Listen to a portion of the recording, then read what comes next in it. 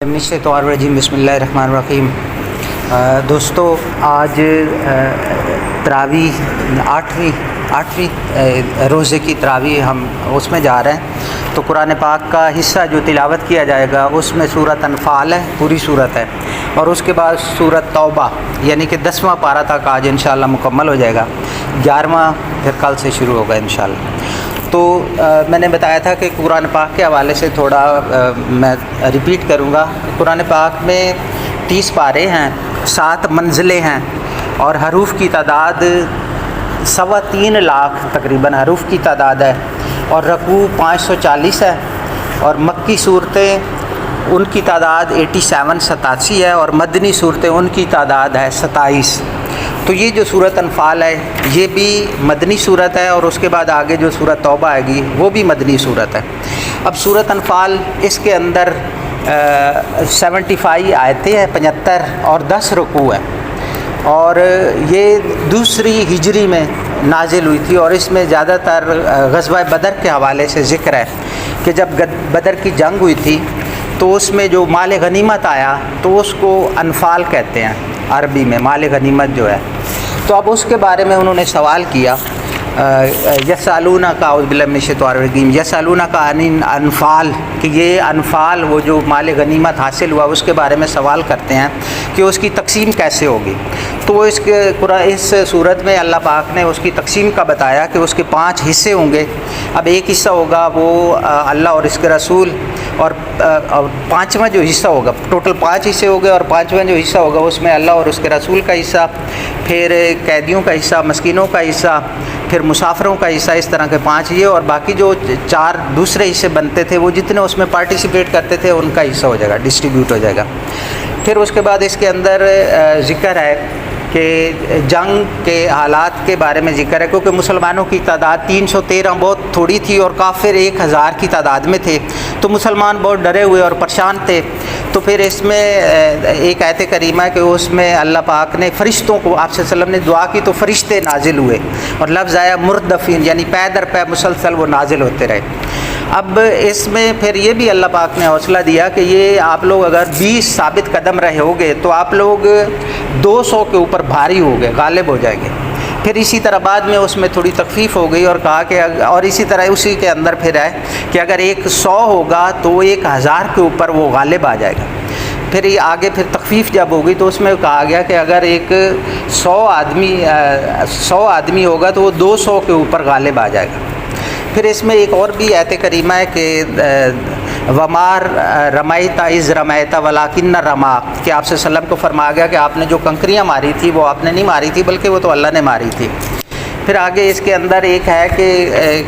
وہ جو کفار و مشرکین ہیں وہ آپ صلی اللہ علیہ وسلم سے ایک مکالمہ کرتے ہیں کہ اگر یہ قرآن پاک سچا ہے اور آپ صلی اللہ علیہ وسلم سچے ہیں تو جو پہلے عذاب آتا تھا، جس طرح پچھلی صورتوں میں ہم نے پڑھا، تو ہمارے اوپر بھی عذاب آنا چاہیے، پتھروں کی بارش ہونی چاہیے اور عذاب العلیم ہونا چاہیے۔ تو اللہ پاک نے وہ اس میں فرمایا کہ جب تک آپ ان میں موجود ہیں، محبوب صلی اللہ علیہ وسلم، جب تک آپ ان میں موجود ہیں تو اللہ تعالیٰ کا عذاب نہیں آئے گا۔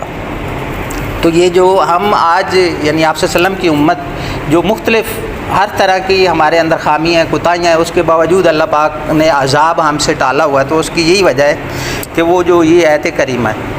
پھر اس کے بعد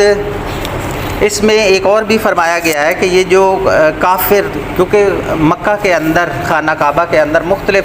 جو مشرکین تھے وہ بھی ایک عبادت کے لیے آتے ہوتے تھے، تو ان کے لیے فرمایا گیا کہ یہ جو عبادت اپنے طریقے سے کرتے یا نماز پڑھتے ہیں نا، یہ جسٹ سیٹیاں بجانا یا تالیاں بجانے کے علاوہ اور کچھ نہیں ہے۔ اور پھر اس طرح پھر آگے اس کے اندر جو مومنین ہیں ان کو اللہ پاک نے 6 مرتبہ خطاب فرمایا، مومنین کو، یا ایھا الذین آمنوا، کہ اے ایمان والو۔ اب وہ جو 6 چیزیں ہیں ان کو میں تھوڑا تیزی کے ساتھ پڑھتا ہوں۔ اب پہلا خطاب جو ہے ایمان والو، جب تم میدان جنگ میں کافروں سے ٹکراؤ تو ان سے پیٹھ مت پھیرو۔ دوسرا ہے کہ اے ایمان والو، اللہ اور اس کے رسول کے حکم کی اطاعت کرو اور اسے سن کر اسے اعراض نہ کرو۔ پھر تیسرا ہے ایمان والو، اللہ اور اس کے رسول کا حکم مانو جب وہ تمہیں ایسے کام کی طرف بلائیں جس میں تمہاری زندگی ہے۔ پھر آگے اے ایمان والو، اللہ اور اس کے رسول سے خیانت نہ کرو اور آپس کی امانتوں میں بھی جان بوجھ کر خیانت نہ کرو۔ پھر 5ویں آیت میں فرمایا اے ایمان والو اگر تم اللہ سے ڈرتے رہو گے تو وہ تمہیں فرقان یعنی اچھی اور برائی میں تمیز کرنے والی وہ جو خصلت ہے وہ عطا کرے گا، تمہارے گناہ تم سے دور کر دے گا اور تمہیں بخش دے گا، اور اللہ بڑے فضل والا ہے۔ پھر 6 مقام پہ فرمایا اے ایمان والو جب کسی جماعت سے تمہارا مقابلہ ہو تو ثابت قدم رہو اور اللہ کو بہت یاد کیا کرو، تم کامیاب ہو جاؤ گے، اور اللہ اور اس کے رسول کے حکم پر چلو اور آپس میں جھگڑا نہ کرو ورنہ تم بزدل ہو جاؤ گے اور تمہاری ہوا اکھڑ جائے گی، اور صبر سے کام لو، اللہ تعالیٰ صبر کرنے والوں کے ساتھ ہے۔ تو اسی طرح مسلمانوں کو یہ بھی اس میں حکم دیا گیا ہے آپ صلی اللہ علیہ وسلم کے ذریعے کہ اگر جنگ کے دوران اگر وہ کافر صلح کے لیے آپ کی طرف رجوع کرتے ہیں، جانا ہو یعنی جھکتے ہیں، تو آپ صلی اللہ علیہ وسلم کو فرمایا گیا کہ آپ صلح کر لو۔ اور پھر قرآن پاک میں ایک اور جگہ پہ ہے کہ صلح خیر، کہ صلح میں خیر ہے۔ تو اس لیے ہمیں اپنی زندگیوں میں بھی ہمیشہ یہ سوچنا چاہیے کہ جب بھی فیملی کے اندر یہ مختلف جگہوں پہ کوئی ایسے موقع آئیں کہ مختلف آپشن ہو، تو جو صلح والا آپشن ہوتا ہے ہمیشہ اس کو چوز کرنا چاہیے، اسی میں خیر ہوتی ہے۔ پھر اگلی اس کے بعد آگے سورت توبہ، یہ جو صورت ہے اس کے اندر ہیں 16 رکوع ہیں اور 129 آیات کریمہ، اور یہ بھی مدنی صورت ہے، اور اس صورت توبہ کو صورت البراۃ بھی کہتے ہیں، اور اس کو یہ تبوک جو غزوہ تبوک ہوا تھا اس کے نام سے بھی معروف ہے، اور اس کا ایک اور نام ہے فادیہ کہتے ہیں کہ یہ جو منافقین چھپے ہوئے تھے نا ان کو رسوائی ہوئی تھی، اس کے اندر ان کو ایکسپوز کر دیا گیا تھا۔ اب اس کے اندر یہ جو سورت توبہ ہے یہ بیسیکلی 9 ہجری کو یہ نازل ہوئی تھی، اور اس میں ایک آیت کریمہ ہے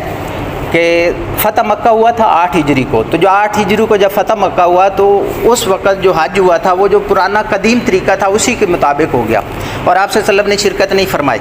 پھر اس کے بعد 9 ہجری کو حج ہوا، اب 9 ہجری کو حج ہوا تو یہ سورۃ توبہ بھی 9 ہجری کو آئی تھی، تو آپ صلی اللہ علیہ وسلم نے حضرت عمر ابو بکر صدیق رضی اللہ ان کو بھیجا حج کا امیر بنا کر، حضرت مولا علی شیر خدا کو بھیجا کہ یہ آیتیں نا وہاں پہ پڑھنی ہے، خطبہ دینا ہے۔ تو اس میں ایک آیت کریمہ ہے کہ یا ایھا الذین آمنوا ان المشرکین نجس فلا تقربوا علی المسجد الحرام، تو ان کو یہ فرمایا گیا ہے کہ بعد عامہم کہ بعد ھذا عام میں اس طرح کر کے آیت کریمہ وہ نہیں کیونکہ ٹائم لگے گا ڈھونڈنے میں، تو وہ فرمایا گیا کہ یہ جو مشرکین ہیں یہ نجس ہیں اور یہ اس سال کے بعد یعنی کہ آگے یہ حرم میں داخل نہیں ہو سکتے۔ تو یہ آیت کریمہ میرے خیال میں اب بھی مختلف جگہوں پہ انہوں نے حرم کے ارد گرد لگائی ہو، جو ایریا آئیڈینٹیفائی کیا ہو نا اس میں، تو یہ اس کے بعد ان پہ پابندی لگ گئی تھی۔ اب اس میں غزوہ حنین کا بھی ذکر ہے۔ اب غزوہ حنین ہوئی تھی 9 ہجری کو ہوئی تھی، فتح مکہ ہو گیا تھا، تو اس میں جو مسلمان تھے آپ صلی اللہ علیہ وسلم ان کی تعداد تھی صحابہ کرام کی 10,000، تو وہ بڑے تفاخر سے اور کہتے تھے کہ ہم ان کو کفار کے ساتھ ہم ان کو اس طرح تباہ کر دیں گے۔ تو جب جنگ ہوئی تو قدم اکھڑ گئے، پھر آپ صلی اللہ علیہ وسلم نے کیا کیا کہ وہ مٹی اٹھائی اور ان کی طرف پھینکی، تو اس طرح پھر وہ کافر بکھرے اور پھر اس طرح فتح ہوئی۔ پھر اس کے بعد آگے اس میں ایک اور آیت کریمہ بھی ہے کہ یہ جو سونا چاندی جمع کرتے ہیں ان کے بارے میں ہے کہ وہ جو ان کو خوشخبری سنا دیں کہ یہ جو سونا چاندی جمع کرتے ہیں ان کو قیامت والے دن ان کو آگ میں تپایا جائے گا، اور اس تپے ہوئے سونا چاندی ان کے مال سے ان کو داغا جائے گا، ان کی پیشانیوں کو، ان کے پہلیوں کو، ان کے پیٹھوں کو داغا جائے گا اس سے، اور کہا جائے گا کہ یہ وہ مال ہے جو تم جمع کرتے تھے اور اب اس کا مزہ چکھو، اور وہ مال ہے کہ جس میں زکوٰۃ ادا نہیں کی جاتی یا جو غلط طریقے سے حاصل کیا جاتا ہے۔ پھر اسی طرح آگے حضرت ابوبکر صدیق رضی اللہ تعالیٰ عنہ جب وہ غار حرا میں آپ صلی اللہ علیہ وسلم کے ساتھ تھے تو اس میں بھی ذکر آیا ہے کہ اذ ھما فی الغار، یہ بھی اس کے اندر ذکر آیا ہے۔ پھر اس کے بعد اس میں غزوہ تبوک کے بارے میں ہے کہ جب غزوہ تبوک ہوئی اور آپ صلی اللہ علیہ وسلم نے سب کو کہا کہ چلنا ہے، تو اس ٹائم یہ جو منافق تھے وہ بھی ایکسپوز ہو گئے۔ اب انہوں نے مختلف بہانے کیے، کوئی کہے کہ مجھے یہ پیچھے بیماری ہے، کوئی کہے کہ کمزوری ہے میں آ نہیں سکتا، اور پھر اسی طرح یہ جو مومنین ہیں، مومنین اور مومنات، اور اسی طرح منافقین والمنافقات، ان کے علیحدہ علیحدہ جتنی بھی کوالٹی وہ بھی اس کے اندر مینشن ہے۔ تو یہ پھر آگے چلتی رہتی صورت، اور اس میں پھر آگے محسنین کا بھی ذکر ہے۔ محسنین وہ تھے کہ جو جہاد پہ نہیں جا سکے اور جب آپ صلی اللہ علیہ وسلم ان کی جینون مجبوری تھی، اور جینون مجبوری کی وجہ سے وہ جو نہ جانے کا ان کو بڑا دکھ تھا اور وہ مسلسل روتے تھے، بس اس کے اوپر یہ اینڈ ہوتی، وما علینا الا البلاغ۔